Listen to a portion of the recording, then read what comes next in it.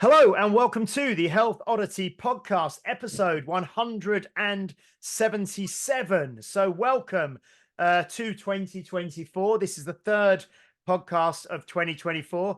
And we are aware that we are picking up new listeners and new watchers every week. So we just want to say thank you for joining us. Thank you for following us. Thank you for watching and thank you for listening. And obviously, thank you to lots of you who have been with us since the very start. And it's now obviously well over 3 years now that we've been doing this podcast. And if you are listening on the day of release, which I know many of you are, because we did confuse some of you a few weeks back with our Boxing Day release. It put some of you off. I know, not off. Put some of you not. It didn't put you off. It didn't. We've had letters. We've had letters. We've had complaints. No.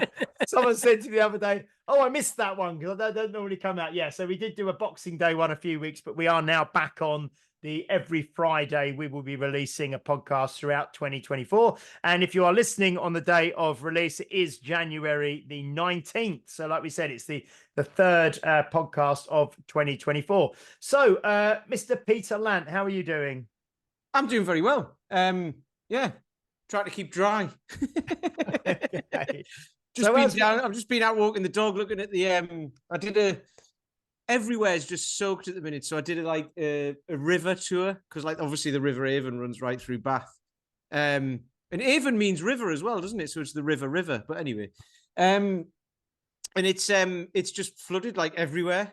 I mean, there's lots of floodplains for it to go into and stuff, so it hasn't flooded the town, obviously. But so we took a walk along it yesterday, just looking at all the places. It's bonkers. He loved it though because he likes to swim.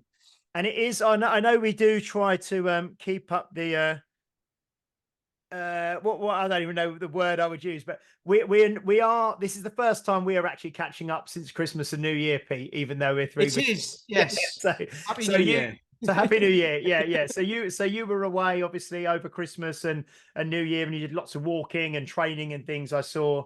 But like you said, it was very, very wet. I didn't do so much walking because No, it was horrible. It was proper. The cottage we were staying in didn't have any heating in it, and a stone floor. So it was freezing cold. And if anything got wet, it was like being in a tent, when if things get wet, you can't dry them. It was like that. But you did have the Die Hard 1, 2, and 3 box set. We had, right? We watched, because I couldn't find Die Hard on the channels, on the things that I've got. But we found Die Hard 2 because I think it had been on telly. So we watched that before we went away. And then when we got there, we found they had the box set of 1, 2, and 3. So we watched 1 and 3. And they had a load of Bond films as well, which was great. So we watched we watched Goldfinger on Christmas Day. Oh, perfect. Absolutely perfect. Brilliant. That sounds like a proper... How about you anyway? How was your Christmas, James? Yeah, it was good. It was very, very busy because I had people off work. So I was working solidly through Christmas and New Year, but it was really good. It was lovely to see members training right the way over Christmas and New Year. And we opened on Boxing Day for a couple of hours and I had a good group of people in, and opened on New Year's Day for a couple of hours. So no, it's been very, very good. And now, but what is good about not having a break is you don't have to get back into the routine after the break, because I've just kind of been working straight through. So kind of January's rolled in really nicely. So no, we're going well. Anyway, guys, today we have a guest with us. We've got a very special guest who I've wanted to line up on the podcast for a while, and we are talking to her today. Now, her name is Pav. Is it Johal? Yes. Yeah, Pav Johal. Just wanted to check the pronunciation. So Pav has been the way I know Pav is she's done the Tactical Strength Challenge at Unique Results lots of times now. I mean, I'd imagine it's at least maybe half a dozen times, something around that mark, about 4 to 6, something like that, around that number of times. She's a member of Base Gym in Bracknell. She is a level 3 personal trainer. She is also a competitive power lifter, and she also runs something called the Strong Mum Project. And we're going to get to know Pav, and it's great because I've kind of seen through social media and through seeing Pav over a number of years now, a kind of development of her as an athlete, and also as a fitness professional, and as someone in the industry and someone who's really kind of testing themselves and putting themselves out there and training and progressing at a pretty rapid rate. So we're really looking forward to talking to Pav today and finding out all about her. So welcome to the Health Oddity podcast, Pav. How are you doing? Well, thank you, and Happy New Year. I'm really well. I'm excited to be on the podcast.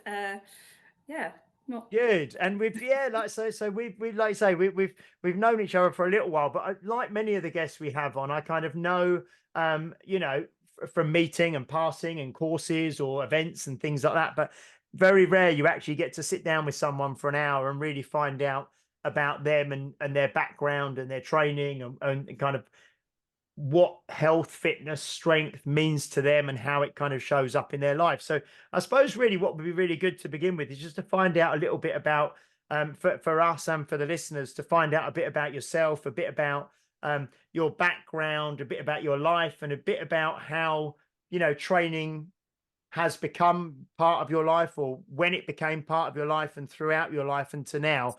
And we can maybe just dip in and ask questions as we go, if that's okay. Yeah, that's absolutely fine. So I'm Pav. I'm a mum, so I've got two young kids. I've got a 9-year-old, he'll be 9 next week, and a 6-year-old daughter. I'm also a finance business partner, so I'm full time now at the moment, and I run my PT business as well. And I'm a power lifter, very consistent with my training, and that's a bit about me. Like I've got a cat, a bit of Maidenhead. But in terms of my fitness journey, I think that's quite an interesting story. And I'm going to go right from the beginning how it started. So I've come from a very fitness obsessed household. My brothers were Olympic freestyle wrestlers. My younger brother was extremely good at it and represented Great Britain and did really well. And that was pretty much his life from 9 to 19. But it was all our lives. So my dad he was very strict with our food, our nutrition, sort of, our fitness as well. Obviously, I'm Indian. So even though I started off sort of wrestling with them, I never sort of, when I was 10, in a couple of years, my dad was like, right, it's not for you. You're a female. It's quite a male dominated sport, all the contact side of things. So I kind of wasn't allowed to participate. So I was there supporting them from sort of the sideline. And then I became more academic. So for me, I just went into my studies, focused on that, but still had the nutrition side of things. And then really, I went to university because the way we ate at home was so strict. And there was it was, just healthy foods. We weren't really allowed fizzy drinks. There was no sweets, treats. It was very, come home from school and it was like just loads of fruit. The weekend was, starting Saturdays with fresh homemade juice. When I actually went to uni and lived out, it was the first time I had this freedom to eat whatever I wanted to. And I actually went really crazy. My habits just flipped. It was I went through binge eating because I think I was so deprived. I used to have 6 Kipling cakes a day. There was no water in my life. It was all takeaways and sweets and junk food. And when I came home from uni after the first year, the reception I got about my physical change was quite harsh. I was basically told, being sort of being Indian in background, and this is sort of 20 years ago, my mom basically was like, no one's going to marry you, because of your size. This is how my fitness journey started. But it wasn't even me, because I was quite happy with my size and how I felt. It came from my mum. So she would wake me up ridiculously early every day over this summer holidays periods at home and make me go to the park and just walk. And I was actually really unfit. I would get out of breath walking up the stairs at home. And so it started off with that. It basically started off with me walking around this park. I couldn't run. And then I'd come home and do some leg exercises or stomach exercises that I'd seen in a magazine from Holland and Barrett, and would replicate in the living room. But I think over the summer I lost some weight, and then I went back to uni, and because I'd lost the weight, I got a lot of, oh, you look great, and that felt amazing. People noticed, and because that felt really good, I kind of carried on with this weight loss journey. And I started I signed up to a 5K. I trained for that. I lost loads of weight. And basically I lost 3 stones. It took me 3 years, but I lost 3 stones. So it's quite a significant change, really. But I fell in love with running. So 9 years ago, I had my son. So before my son, I was basically a runner. I did marathons, half marathons. I was part of a running club. Everything I did was running. There was some strength training, but it was very different to what I do now. I wouldn't say I was it came from a healthy place. It was very much aesthetics. It was about looking skinny. I had real anxiety if I missed sessions. I remember losing sleep because I didn't go to the gym, and I woke up as early as I could to get to the gym. I was weighing myself twice a day. I was dieting. I was cutting out all those like stereotypical things you hear women talk about. I was doing that because all I wanted to do was be a certain way. And I was so scared of getting big again. Like I couldn't really see what I looked like because I just had this image of myself being much bigger. So And just then quickly, Tab, sorry, just for the American listeners. So 3 stone is about 42 pounds. And you're a fairly small sort of lady, aren't you, Pav? How tall are you? 5'4", 5'5", 5'5", yeah. So 42 pounds, to come off of someone's frame that size is quite a sizable amount of weight, isn't it? Like you say. Yeah. Sorry, I just wanted to clarify that because I know that people that stones is something a bit unique over here, and people don't really get it. For our American audience, we'll do it in, I don't know, like bags of bananas or something like that. Yeah. How many bananas? Yeah. So you were in this cycle, I suppose, of weighing yourself, running, afraid of putting weight back on, wanting to be skinny. And we say that as kind of, it was all about being small and being skinny rather than like, obviously things are different now, but yeah. Carry on with where you're at. So I think I fell pregnant with my son, and I really struggled. I struggled from the moment I conceived to my size, my body changing. I remember sending messages to my friends going, I'm so fat, I'm so this, a time I should enjoy. But I was so obsessed with my size. And I think there's a lot of people out there that can relate to that. And then basically after having my son, 13 days after having him, I went straight back into running. I was out there, and he's January, so it was freezing cold. But I also then developed asthma. So somehow in my pregnancy, I got asthma. So my running has never gone back to where it was, and I've given up on that now. But I remember, I think I had this moment of change because I was really harsh. The way I spoke about myself, my body, and how I looked was awful. And I was driving somewhere, and I was listening to LBC radio back then. And I remember this guy speaking, and it was about eating disorders. What was going on in the radio at that time on LBC. I just remember this adult man coming on and just saying that he has eating disorders, but it's because his mum would diet. His mum dieted all his life, so he had these eating disorders because of her. And I remember just something in my brain switching and just thinking, oh my God, I can't carry on the way I'm going because my kids are going to pick up my insecurities, my issues, the way I cut out carbs, or how I'm obsessively weighing myself, or how I'm overtraining. And it just, from that moment, I was just like, I need to eat that garlic bread at meal times. I mean, this is when he was tiny and a baby, but that's when I thought I need to change the way I am, because I don't want to feel the way I'm feeling, but I definitely don't want to be the reason why my children are going through that. And at that same time, I had come across CrossFit gym in Maidenhead that was doing baby classes, and obviously it was all inside. So I started going to them with my son, and obviously getting involved with sort of the CrossFit style training, and he was in a safe space as well, and absolutely fell in love with CrossFit. And that was the first time ever that I've come across that sort of strength training, and that sort of training in that space, because before that it was very much light weights in a gym, and focus was cardio, HIIT training. And I then signed up to CrossFit. Originally, it was to do this 12-week transformation to lose weight, because I was like, right, I want my body back. But when I started going to these classes, I was just amazed at how no one cared about what size or shape you were. It was all about the weight on the bar. And it was just so amazing. It was the first time I've ever been in that sort of environment as well, because I think in that global gym environment I was, the girls I was around, it was all about size and weight and skinny. And then I'm in this CrossFit space, and all my sort of years before that, 10 to 15 years of training before that, I've never been in this environment. And it was so refreshing, and everyone was eating carbs, and it was all about fueling your training. And I did CrossFit up until COVID, really. And that's where I think the change out of cardio to strength to fueling myself really came from.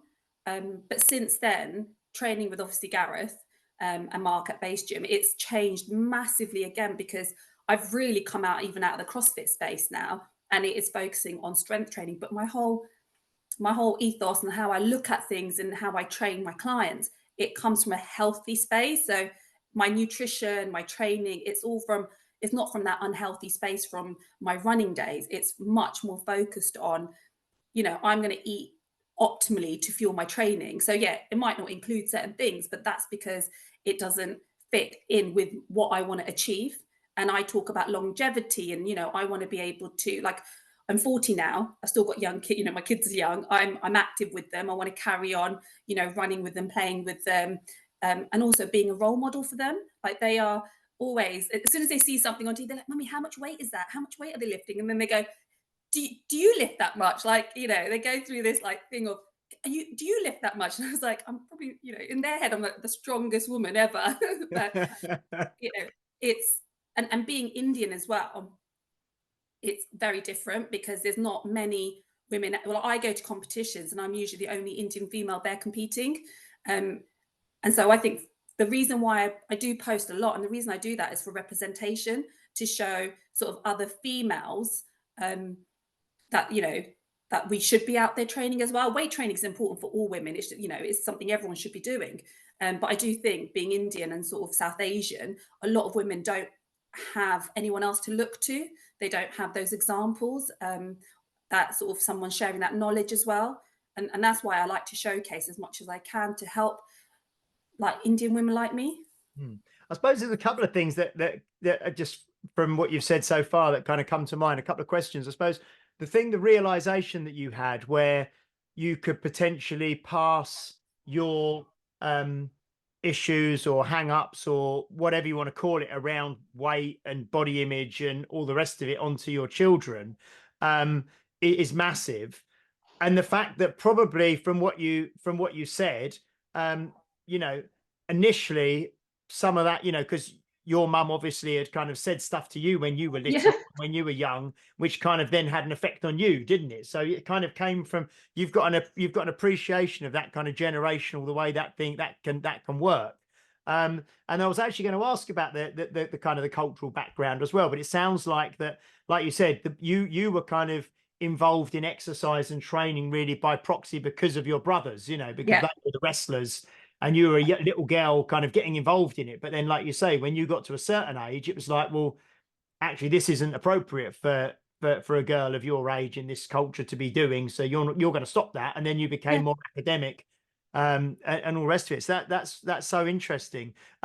Did you, one question, you said about at home, it was always very healthy eating. And was that targeted towards because of what your brothers were doing and because they were in a sport that was very physically demanding and involved kind of, making weight categories and weight classes and that sort of thing? So that wasn't necessarily a kind of an Indian cultural thing with the healthy eating. That was more a byproduct of the focus on performance for your brothers. Is that right? Or Yeah, that is. I think my dad's always been quite unique. Like, when I speak to other, like, my friends now, they're obviously, their upbringing is very different. But my dad, out of his brothers, has always been the one that, so when he came to this country, he started wrestling and playing kabaddi with his friends. And I think that was his, he's moved into a different country, and that was his way of socializing, meeting people and making friends. And he's always been into fitness. It's like incredible, actually. And he's always been into healthy eating. So obviously he just naturally passed it on to us. And I'm really grateful, because I think food-wise, I'm extremely disciplined. But I think that's because, I've grown up with such good habits, even though I had a little blip. And, it started from a very young age. But I'm a bit like, with my kids, I'm not as strict, because I saw what that strictness did to me. So I've taken the learnings and then taken some of the things that haven't worked for me, and I've adapted it for the kids as well. I think it's funny that what you said, like when you went from that to going to university, and then it's like, and then the wheels just come off because you're like, oh, all of a sudden I've got this freedom that I never had. I think that's kind of because I was talking to one of my guys the other day, and he's wanting to lose some weight, and that he's like, so I'm going to cut out bread, and I was like, do you like bread? And he's like, well, yeah, and I was like, well, don't cut it out then, because like you're just going to crave it, aren't you? But I think the other thing that you said was about kind of, because I think a lot about influence, the influence of kind of your family, and then the influence you're going to have over your kids, which you're mindful of, so you don't want to bring that in. But then you also said about the influence of like the gym that you were a member of, all the girls were skinny and lycra and all that sort of stuff. Whereas I suppose in base gym, it's probably not like that, right? Because it's a different, it's more of a like an independent type of place. So I think that's where, like, I don't know, people can come unstuck, can't they? Because they'll go into a certain place and go, right, that's what I need to look like because everyone else looks like that. And it's like, look, you know, just pick a genre, whatever you want, pick a training style, and then just go for it, you know, and don't care what anyone else looks like. And that's why when you said about the CrossFit place, nobody cared. It was just, you know, be yourself. I think that's amazing. But obviously we can say that sitting here because we've all been through very similar stuff to you, I think, of like, I want to do this, so if I do that, I should look like that, or I should be doing this. And it's like, no, just find your own way and then go with it. I think that's amazing. So in terms of CrossFit and how that sort of varies to base, so we'll give base gym is based in base gym is based in Bracknell, is that right? Yeah, It is, yeah. So base is in Bracknell. Base gym is based in Bracknell, and you'll remember there obviously, and we give a shout out to Gareth Doody and Mark Hassel, who are the kind of the head coaches and the owners there. So when did you first join that? You mentioned that was that kind of coming out of the lockdowns and that sort of thing when you, or around that time? Yeah. Base, yeah. So I've previously, so the CrossFit gym I was at, Dudes owned it for a little while, or a few years actually, and that's where I came across Dudes. And basically the reason I have pull-ups is because of Gareth. I remember him sort of 2018 and everyone put their goals up, and mine was I want 5 pull-ups, and he like wrote a plan for everyone, and I just followed it like it was religion. It did it like 3-4 times a week. I did it for months. And then I tested my pull-ups and I had them. And I was like, oh my God, this is amazing. This is like, it's so easy. Like, I did these 4 exercises and I've got it. And at that point I thought, oh my God, this guy's amazing. Like he knows what he's talking about. It's incredible. And that was in my mindset where I learned, I think something tweaked about having a coach and trusting the process. And so when we went into lockdown, Gareth basically started base online, and I signed up to that. And he did a number of cycles because obviously we were in lockdown for a while. And then coming out of sort of the first lockdown, he announced he was opening this gym in Bracknell, and I moved straight over, basically, and I've been there since it was opened. So I live in Maidenhead. It's about half an hour journey, and there's a few of us that go to that gym.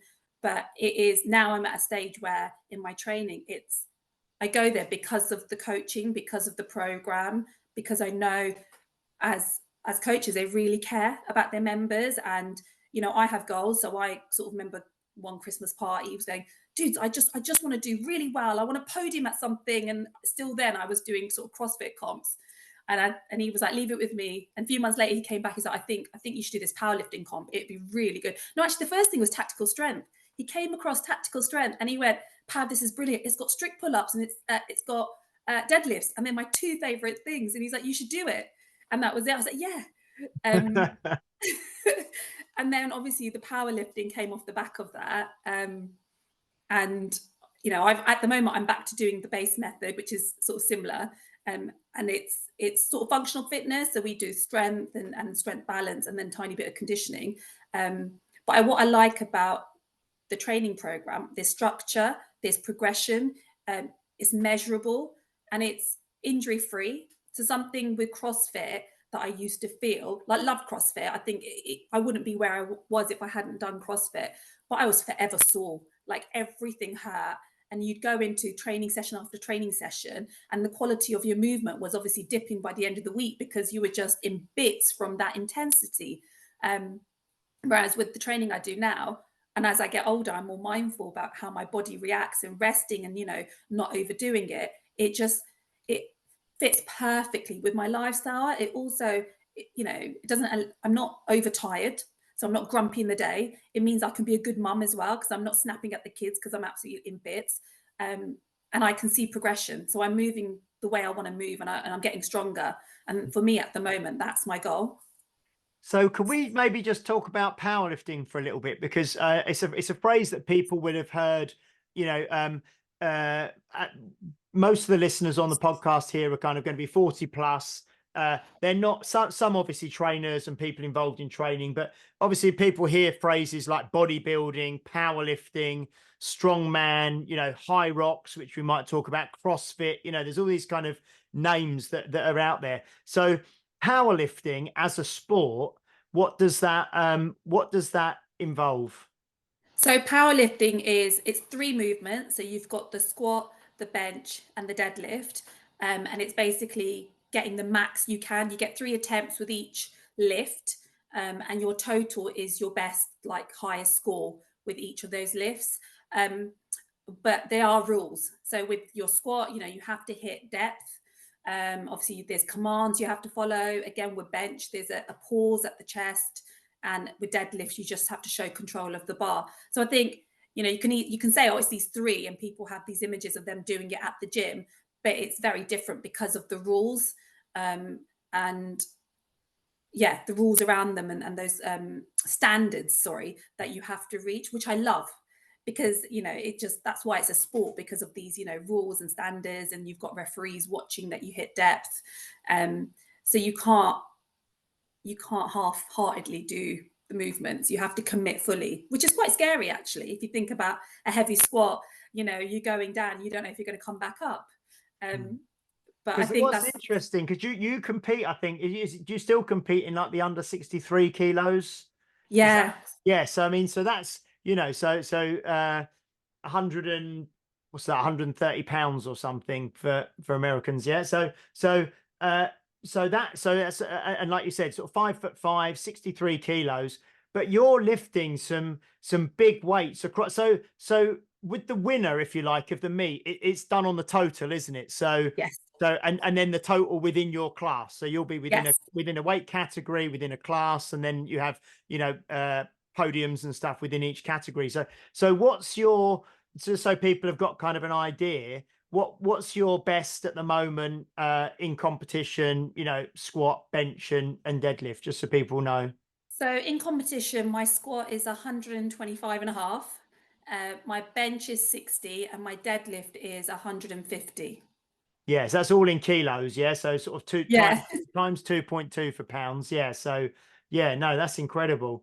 And like you say, there's specific, standards, stipulations, ways you have to do that. And it's quite good, because I see quite a lot. There's a bit of a kind of a base sort of powerlifting team, isn't there, now, that you go out to competitions, and quite a few of you kind of compete now, don't you? Yeah, that is quite nice. We've been to some local comps, and we're kind of the largest team now, at some of the local ones. And it's really cool. It's really nice to have others to train with. We kind of joke that there's a powerlifting corner in the base gym. But yeah, and I love, like, I just think it's the one thing I love about base, and gyms like that. It's just sometimes you're training, but it's nice to set yourself a goal, be that high rocks, be that tactical strength, be that powerlifting, just so to put some focus behind your training. So my whole fitness journey, there's always been focus. So when I first started running, I'd sign up to races, and it kind of became this. That's where it all started. That was my way of every day getting out for a run, or going to the gym, because I was like, I've got this event. And that followed through into CrossFit, and it's followed into powerlifting. Obviously, I don't think I need that anymore to train. I just love training. It's part of my life. It's ingrained in me now. But I love competing. I just, for me, going to a competition and standing on a platform and doing my thing, I just love it. For me, it's showtime. And base gym know that I thrive off competition. And not saying that I'm competitive, but I love testing myself. I've got this thing about physically, we can achieve so much more than what we think. And that's what I love going out when I've done marathons as well. And I just love putting my body through this because I know it's going to respond. And I like that feeling. So what's we had Alison Young on a couple of weeks ago, who you know from the Tactical Strength Challenge, yeah. So and one of the things she said was the importance of competition, or not even competition, but the importance of training for an event. You know, that there's a date in the diary that you're, you know, that event's going to happen on that date, and you're going to do it whether you're ready or not. And one of the things she said was that you may never feel ready, but you can always be prepared, you know, because you always get to these things thinking, oh, if I just done that slightly differently, or do I feel 100%? Could something have been better? But you get there, and no matter how you feel on the day, you've got to perform. You've got to step up and do your very best on the day. So I think that's huge. And we had Sean Cairns on as well a while ago, and he again was saying the importance of having an athletic outlet, or a competitive outlet, or a competitive focus for your training, or training for a goal, you know, training for something more specific than just training. So would you say then that is powerlifting at the moment your kind of, is that your main focus, your main sport? That's kind of, if you had to say this is what I do, you'd say I'm a powerlifter. Yes, yeah, it is. Right now, I'm a powerlifter. My journey from runner to CrossFit to powerlifter. So I'm very much, this is what I'm doing now, but I don't know in 5 years' time what I might change to. I think that's the beauty of fitness. There's so much out there, and there's so much to choose from, and it's so adaptable. I've had to change because I went from runner when I had all this time to having kids, to getting older and finding powerlifting just works for me now. But yeah, I'm a powerlifter, and I absolutely love it. Yeah. Just talk to us a little bit about high rocks that you did before we came on. You said you've done it once, and I've done it once. It sounded like it might. I'm not going to put words in your mouth, but it sounded like I've done it once. I'm not necessarily going to do it again. But how did that come about? And was that part of a team? And you know, how did you find that whole training for that event, and then that whole thing? So I did it as a pairs. I did it as a double female pair with another with Magdalena from Base Gym, and I can't remember how it came back. So I think a few people started doing high rocks at Base, and I got FOMO, and I thought, you know what, I'm gonna give it a go. So I signed up. I'm gonna be honest, I was having so much anxiety about the running because I don't really like conditioning anymore.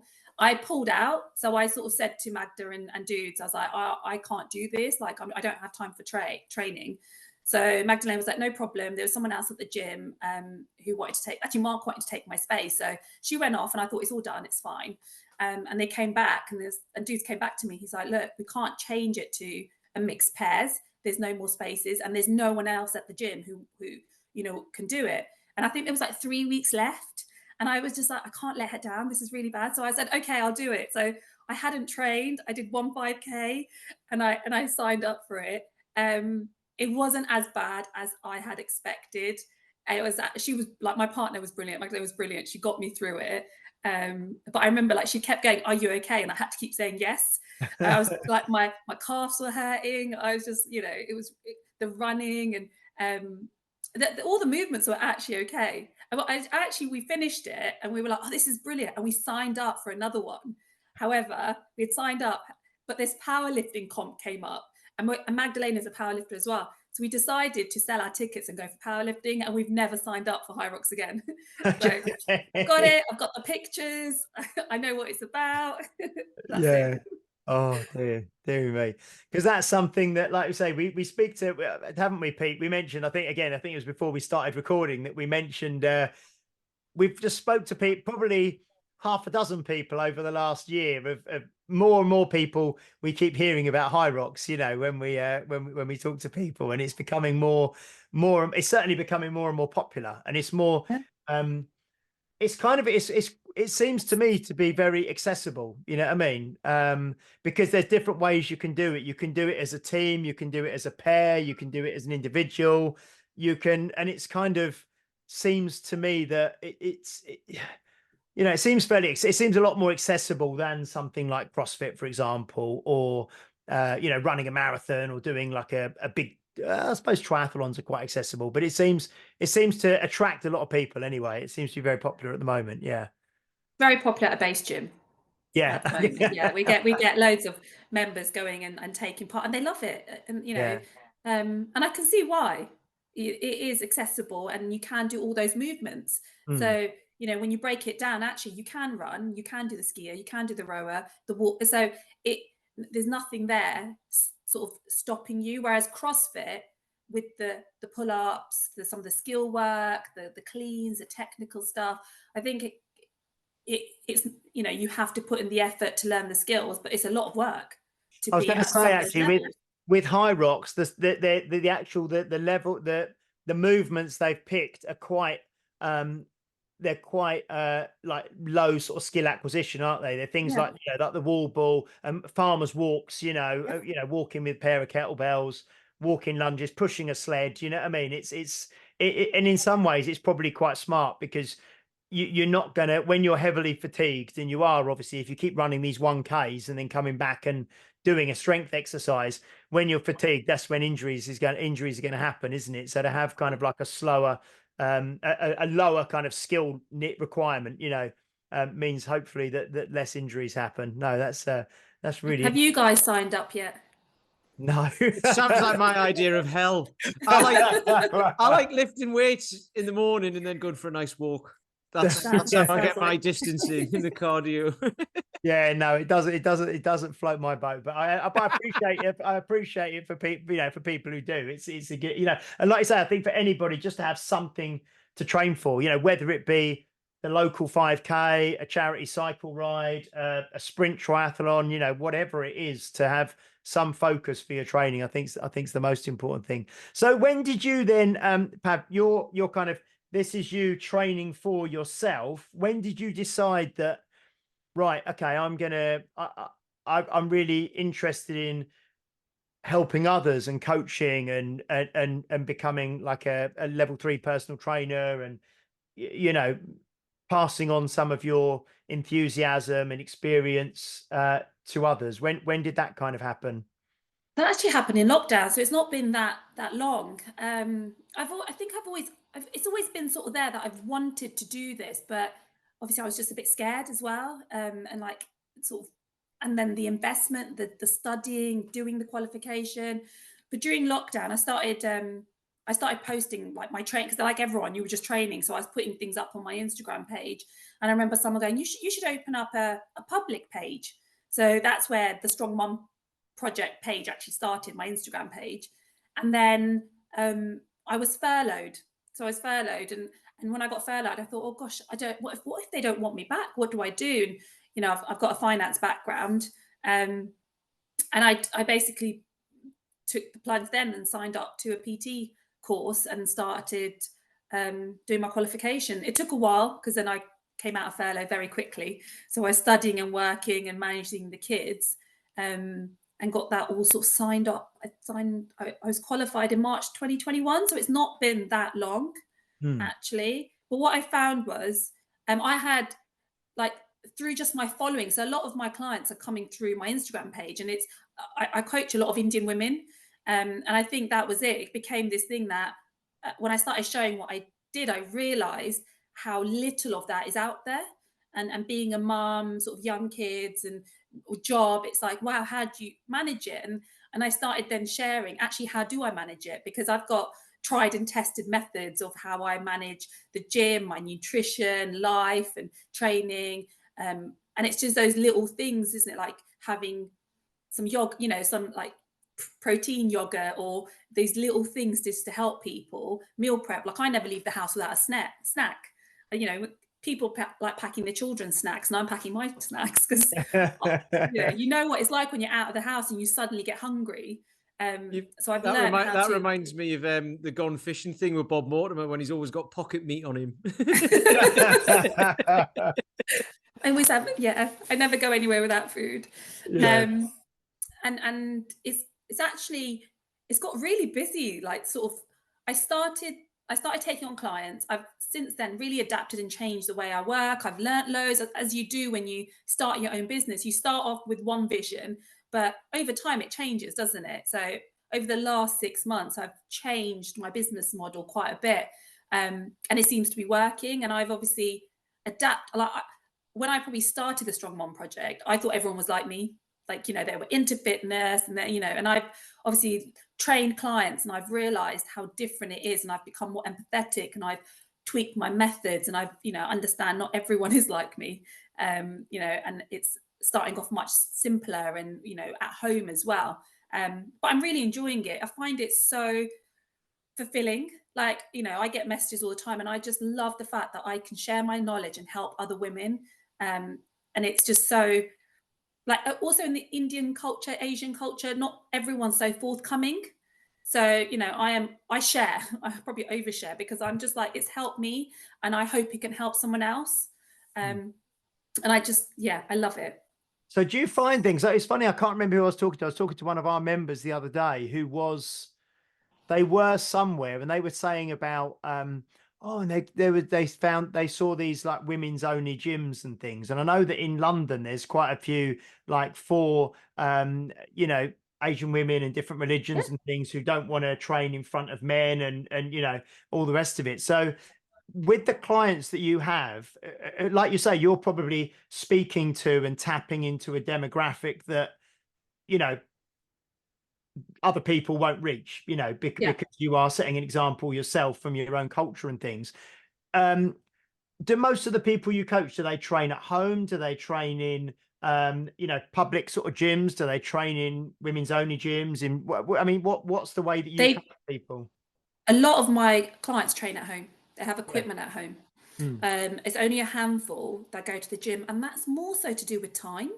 Mm. They've got so much on their plates, you know, that they just don't have that time to go to the gym, or maybe comfort. Like, it's scary going to gyms, especially these global gyms, where you have to go in and, you know, fight for the equipment and set up things, and if you're learning movements at the same time, it must, you know, it's really daunting, isn't it? You kind of don't know where to go and shy away and things. It's funny because I started my fitness journey in a women's only gym. I used to go to the gym and they had a women's only room, and I'd just go in that room. And it was like, you know, Indian, Pakistani women, you know, so I grew up in Slough, and yeah, so I just remember being in this women's only gym all the time. And obviously we'd never go into the men's weight area because that was just scary. But yeah, a lot of my clients are working out from home.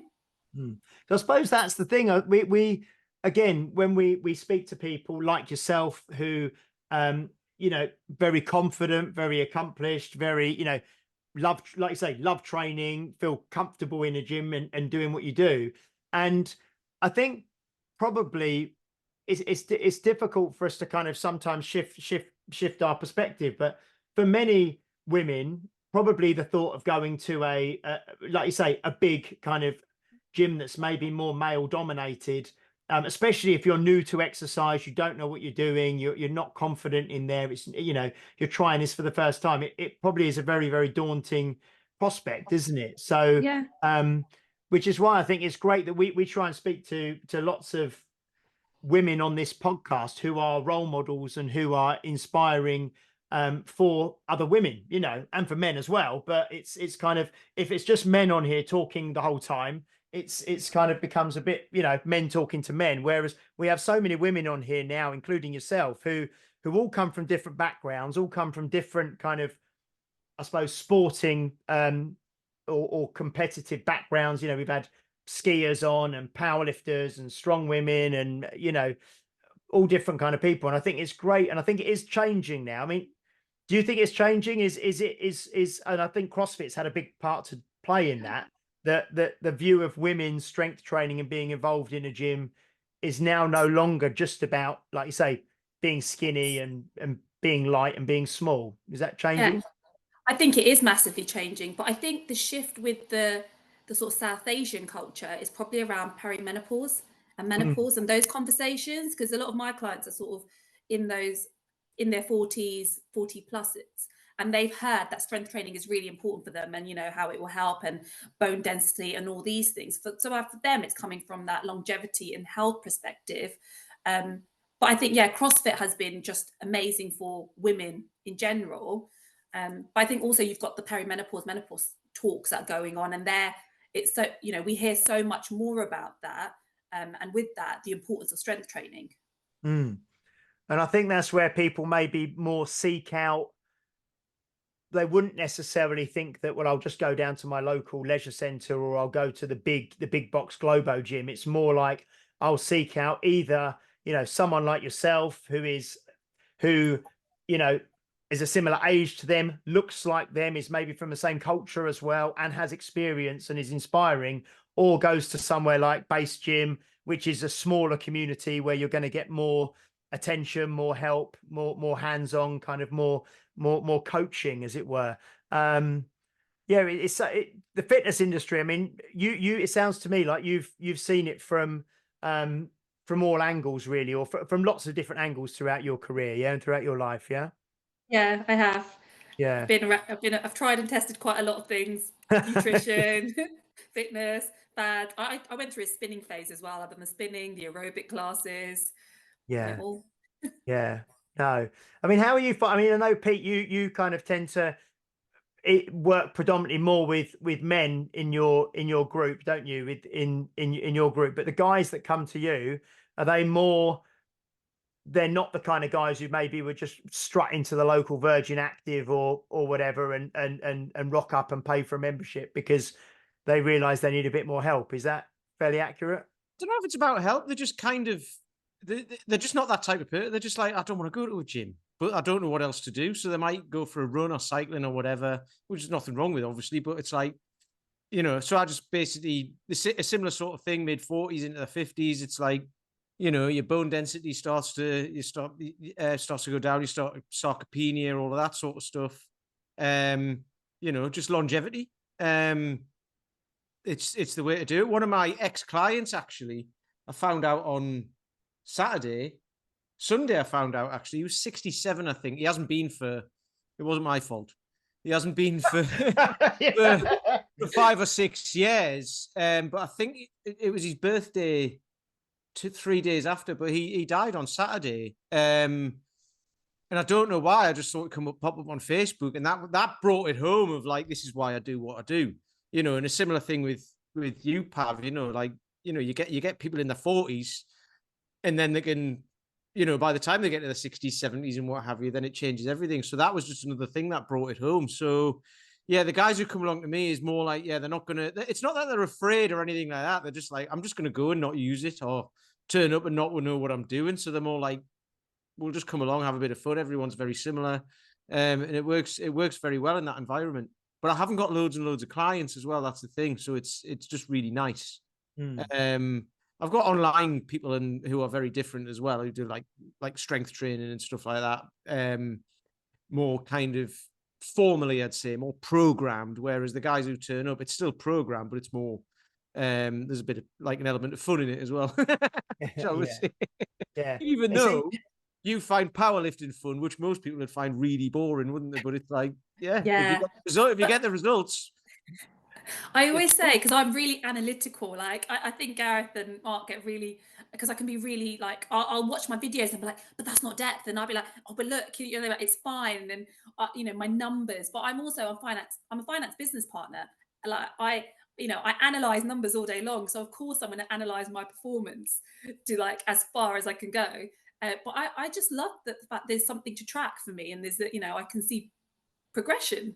And that's the person I am. I know it's not for everyone. I know some people fear having that goal, and it gives them anxiety, and it's too much for them, overwhelming to train for something. So you have to think about, I think, as an individual, you need to figure out what works for you, and then go with that. For me, having an event, having a competition is my go-to. If I get so I've got nothing in my calendar till June, and I'm working really hard not to get twitchy and book something, because I need, I'm trusting the process. I'm trusting Gareth.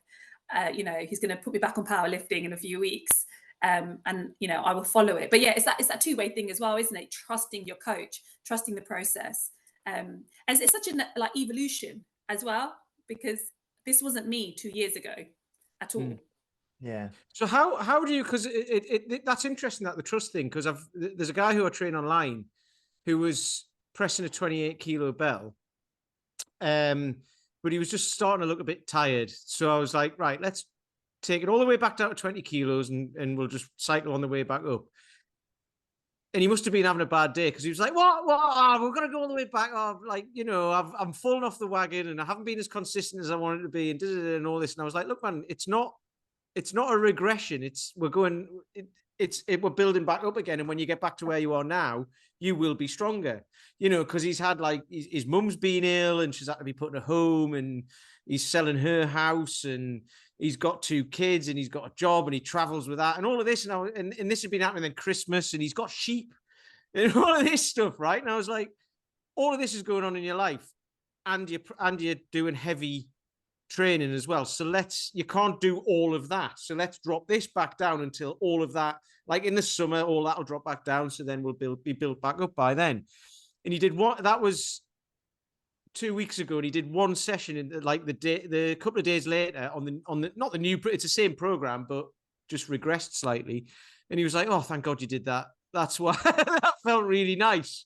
So how do you gain, what we're talking about, the trust? How do you gain the trust of people? Because obviously mums will come to you and be like, right, and you've proved it, you know, when you introduced yourself and said, I'm a mum of 2, I'm a power lifter, I'm a partner in a business, and I'm setting up my PT business as well, and I do powerlifting competitions and all of it. It was like, right, okay, how many hours are there in a week? You know what I mean? So obviously mums will be looking at you to say, well, how do you fit all of that in? So where do you start? Well, I'm so organized. Like, Yeah. but where do I start? Like, is this back to I gaining mean, trust from my clients, or how do if I someone manage my comes to time? you and says, I'll not be able to do that, what's the... Yeah. So when I take on any new clients, I speak to them about their lifestyle. Like, I'm literally like, what does your day look like? What does your week look like? You know, realistic conversations. What can you actually do? So my planning, my programming is very bespoke to each client. So I can only take on certain number of clients, because, you know, it's crazy, because I'm giving everyone a different plan. But that's what I want to do, because my business is what wasn't there for me after having the kids. So very much is tailored around giving other women what I wish was there for me. So I will sit down with my clients and I'll be like, right, how many times a week can you work out? Is that 2, 3, or 4? And then how long? Is that 30 minutes, 45, or an hour? And they'll tell me. So it's like, right. And it's like, okay, what equipment do you have? And I'll plan their programs around what they tell me they can achieve. Some are brilliant, and some need more hand holding. And for those who need more hand holding, it's a case of, you know, on the weekend when I do my client check-ins, it's just going, when are you going to train? What days are you going to actually train? Put it in your calendar, tell me, so I can hold them accountable. It's working through, you know, and also being there, sort of going, I'm here, so speak to me. If you start feeling like you're falling off the wagon, or you're feeling any like sort of, oh my God, this is too much, I'm overwhelmed. I had loads of clients message me on Monday about, you know, starting back up. I kind of break it down for them. I'm quite empathetic and put things in real life. You know, you have to give yourself time to transform, and nothing's going to happen in a week, 2 weeks, you know, quickly. And you have to do it from a place of kindness, because as women, we beat ourselves up so much. And then it's these every other week, or, you know, weekly check-ins with them. How are things going? What worked? What doesn't work? And tweaking them. And I think the trust I gain is because I'm conversing with them. I'm listening to them. I'm listening to their life. It isn't generic. I'm not being dismissive of their problems. The reason I say that is because after having my children, I have had coaches where I came back to training when Neve was 6 weeks old. Obviously, I was breastfeeding, sleepless nights. I came to the gym a few minutes late once. I'm there every day. I've never been late. And I got told off by this coach. And it really upset me, because I thought, you should see that I'm here. I just felt like, you should see I'm here every day. You know, the fact that this is a one-off and is out of character, you shouldn't snap at me. And then he later on apologized, but I remember just how I felt about it. And it just didn't make me feel good. And it's like, I've got all these things going on as a new mum. Like, why can't you understand? And that's the coach I am. I try to understand my clients' lives. I think what you just said there, Pav, is massive, because that's like the fitness world in general is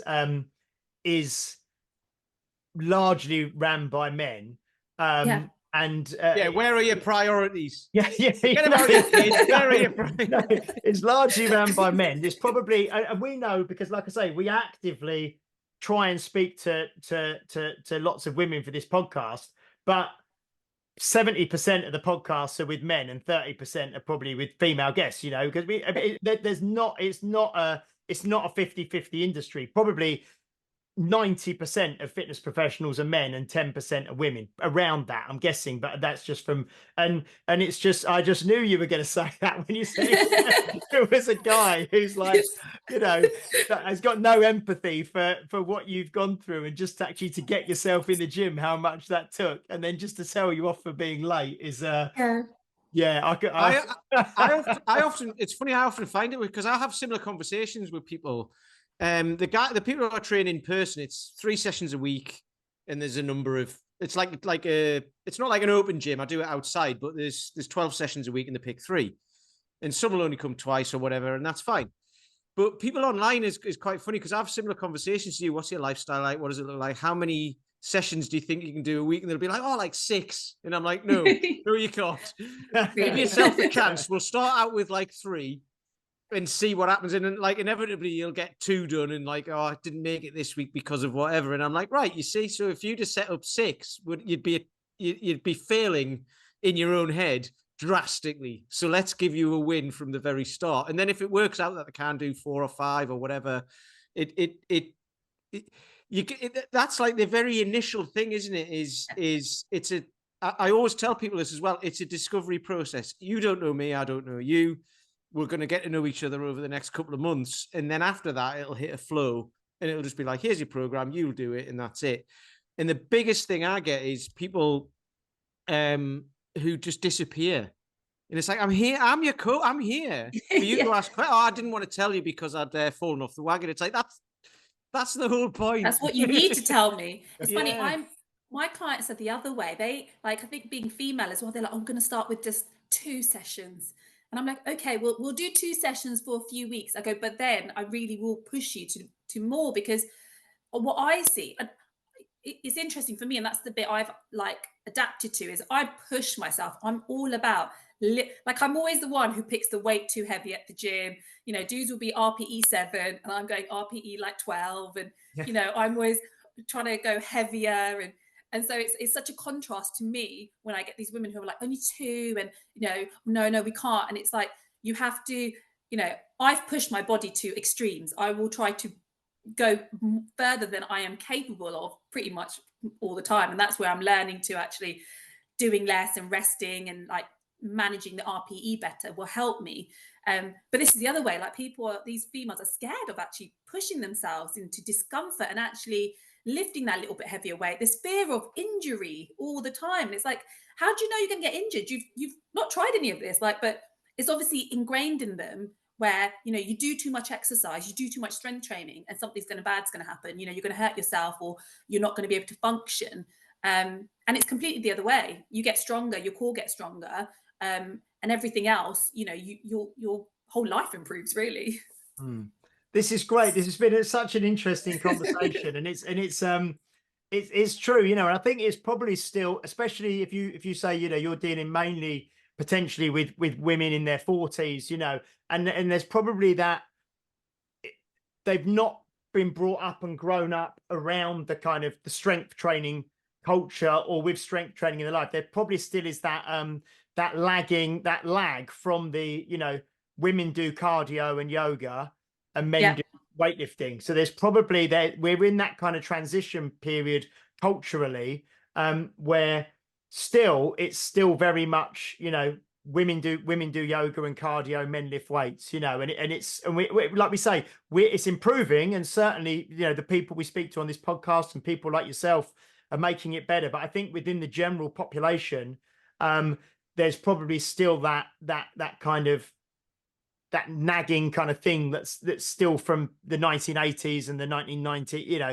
and we're kind of gradually in 20 years time, probably it will be totally different again, but we're kind of in a transition period, I think, within the fitness industry and the strength industry. But no, it's been I would also say it's a great time to get into it for women, because if there's like powerlifting or something like that, if there's not many women doing it, you've got more chance of winning, haven't you?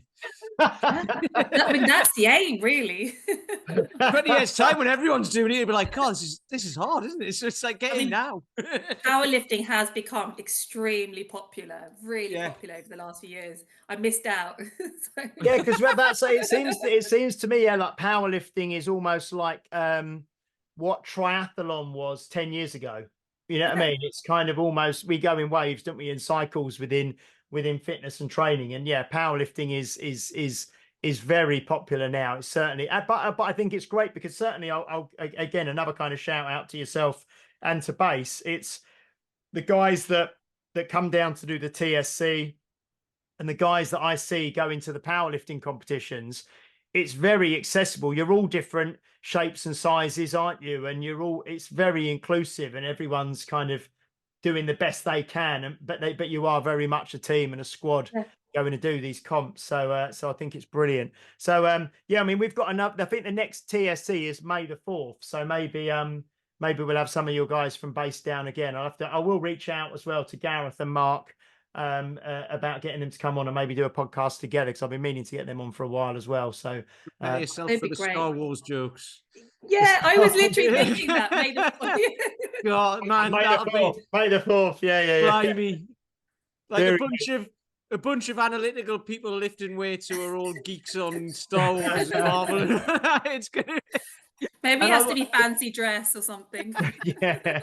And I was going to say as well, Pav, the way you described your love of kind of numbers and programming and precision and analytics, you won't have listened to it yet because it came out last week, but it's not been released yet. The podcast we did with Fabio Zonin, the last one, is called Patience and Strength, and he's someone who's been lifting for 40 years, and he's got records for the whole of those 40 years. And he talks about programming and strength in last week's episode in a way that I think you'll really appreciate, you know, in terms of his detail around programming. So yeah, try and have a listen to that one if you can. And we haven't really talked in much depth. We'll have to get you back on in the future to talk more about the Strong Mum project. But if people do want to kind of find out more about you and follow you, and just see what you're up to and you know, be opened up to the kind of services you're offering and things,